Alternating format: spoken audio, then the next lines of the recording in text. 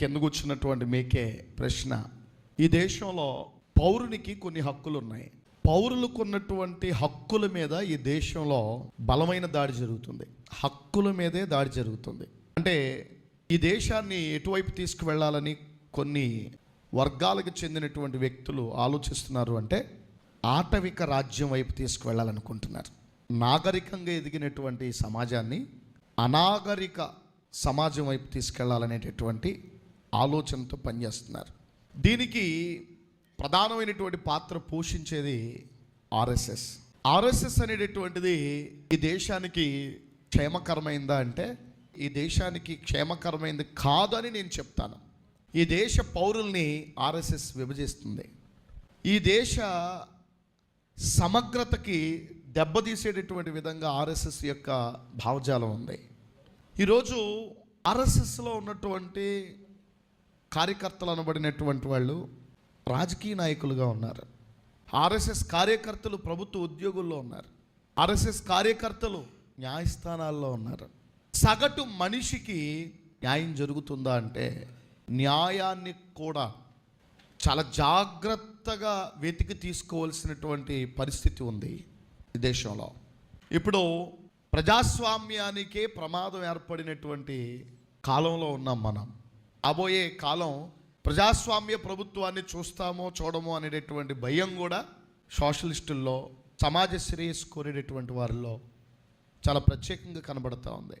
ఇలాంటి తరుణంలో నీటి ప్రవాహానికి ఎదురీదుతున్నటువంటి చేపలాగా సంఘక్షేమం కోసం, ప్రజల యొక్క జీవన ప్రమాణాలని మెరుగుపరచడం కోసం, సొసైటీ మీద అవగాహన కలిగినటువంటి ప్రతి వ్యక్తి చేయి కలపాల్సినటువంటి సమయం ఆసన్నమైంది. ఇది ప్రతి ఒక్కరు కూడా గుర్తించాలి. ఎండిపిఎఫ్ఓ ఒక చిన్న వ్యవస్థగా మన మధ్య కనిపించవచ్చు. ఏ వ్యవస్థ అయినా సరే చిన్నగా ప్రారంభమైందే. ఒక వ్యవస్థ బలమైనటువంటి నిర్మాణం దిశగా వెళ్ళాలి అంటే దాని వెనక కఠోరమైనటువంటి దీక్ష అవసరం, కఠోరమైనటువంటి శ్రమతో పాటు పోరాటం అవసరం. పోరాడాలి. ఈరోజు భారతదేశంలో క్రిస్టియానిటీ అనేటటువంటిది 1.8 అని కొంతమంది రాజకీయ ప్రబుద్ధులు చెప్తున్నారు. 1.8 అనేది నిజమని మీరు అనుకుంటున్నారా?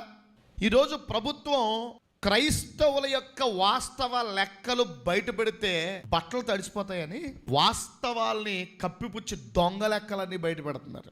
వీళ్ళు దొంగ లెక్కలతో ఎవరు నమ్మిస్తారు? వీళ్ళు దేశ ప్రజలు నమ్మిస్తారు. ఈరోజు వాస్తవాలు ఒక స్థాయిలో ఉంటే అవాస్తవాల్ని దేశ ప్రజల ముందు పెట్టి దేశాన్ని నమ్మించేటటువంటి దౌర్భాగ్యకరమైనటువంటి పరిస్థితుల్లో నేటి రాజకీయాలు ఉన్నాయి.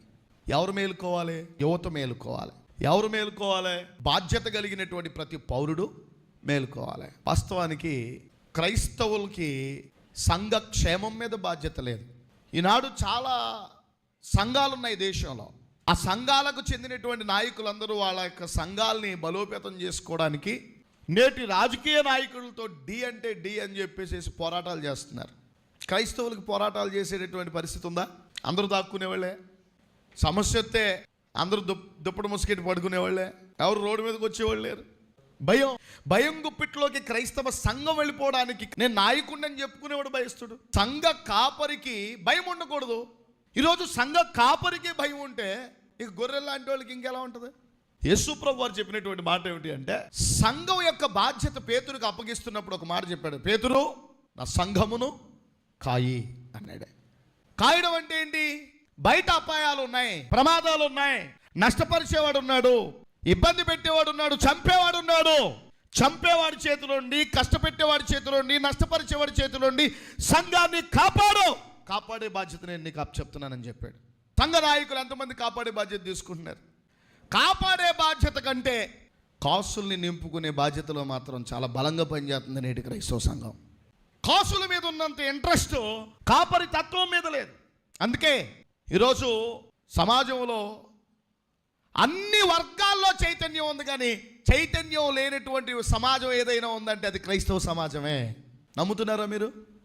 క్రైస్తవుని యొక్క దృక్పథం, ఆలోచన విధానం ఎలా ఉంటుంది అంటే డబ్బున్నవాడికి ఒక పీట, డబ్బు లేనివాడికి ఒక పీట వెయ్యడు క్రైస్తవుడు. క్రైస్తవుడు సమాజానికి నిజమైనటువంటి సేవకుడు. సమాజం కోసం అంకిత భావంతో పనిచేసే లక్షణాలు కలిగినటువంటి వాడు ఒక్క క్రైస్తవుల్లోనే ఉన్నాయి అలాంటి లక్షణాలు. రాజకీయమైన రంజుగా చేయగలిగిన సత్తా ఎవరికి ఉందంటే క్రైస్తవుడికి ఉంది. కాకపోతే మన వాళ్ళు చేయరు. చెయ్యకే చేతులు కట్టుకుని నిలబడవలసి వస్తుంది. అర్థమైందా? చెయ్యకే వెయిటింగ్ చేయవలసినటువంటి పరిస్థితి వస్తుంది. చెయ్యకే నీ సమస్యను గుర్తించని సిచ్యువేషన్ ఏర్పడింది. ఈరోజు భారతదేశంలో మైనారిటీలుగా ఉన్న క్రిస్టియన్ మైనారిటీలు, ముస్లిం మైనారిటీలు ఉన్నారు కదా. మీరు జనాభా లెక్కల ప్రాతిపదికను చూస్తే ముస్లిం మైనారిటీల కంటే దేశవ్యాప్తంగా క్రిస్టియన్ మైనారిటీలే ఎక్కువ ఉన్నారు. కానీ మీకు ఒక విషయం తెలుసా? ముస్లిం మైనారిటీలకేమో రాజకీయాల్లో ఒక మంచి పట్టు ఉంది. ముస్లిం మంత్రులు ఉన్నారు, ఆ ప్రకారంగా చూస్తే ముస్లిం ఎమ్మెల్యేలు ఉన్నారు, ఆ ప్రకారంగా చూస్తే రాజకీయాల్లో క్రియాశీలకమైనటువంటి పాత్ర పోషించే వాళ్ళు ఉన్నారు. వాళ్ళకి ఒక ప్రత్యేకమైన పార్టీ కూడా ఉంది, మజ్లిస్ పార్టీ ఉంది తెలుగు రాష్ట్రాల్లో. ఏ దిక్కు మొక్కు లేని వాళ్ళలాగా ఎవరున్నారో తెలుసా? అన్నిట్లో మాత్రం మనమే మేటి బేటి సాటి, దేనికి లేదు దీటి పోటీ. అర్థమైందా?